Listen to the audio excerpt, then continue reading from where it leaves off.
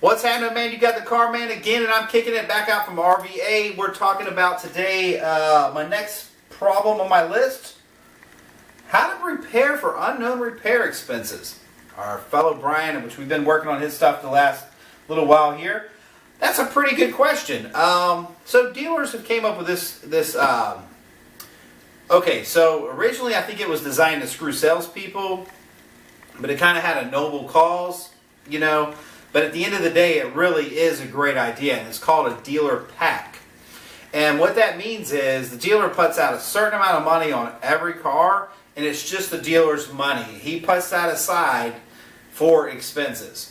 Initially, we used to do that, or when I first started, and I'm sure that people still do, they put pack on a car deal that, long story short, has a, let's say you made a $1,000 profit and a dealer has a $500 pack.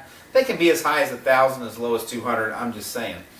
Well, the idea was you made $1,000, but since the dealer had a $500 pack, he only paid a salesman on the $500 left over. He didn't pay him on the full $1,000. You just don't make anything. That's the dealer's money, the house's money. Now, why is this a good idea to pack every car? Well, I'll tell you why. You may sell 7 or 8 cars, and I'm just being specific to the guy that I'm talking to here. You may sell 7, 8, 9, 10 cars, and everything might be fine. You go reinvest the money, life is good. But that 12th, 13th, 14th car, somewhere down the line, loses a transmission. You're like, oh my God, I cannot handle a $1,500 hit on a $1,000 car. Of course you wouldn't, but I'm just kind of being facetious. So if you do have an expensive thing that happens on a car, or let's say you have to take the car because it isn't worth fixing and you paid $2,000 for it, and you're going to junk it out for $1,300 or $1,000 or whatever you can get for it, and you're going to take, say, a $1,000 loss. You take $1,000 from your pack money and keep it inside your working capital. Your working capital can never diminish.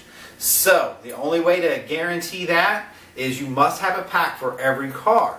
Now you can say, well, I only want 10 grand or 25 grand or 100 grand inside of my working pack for safety. You'll never need $100,000. I'm just using a number.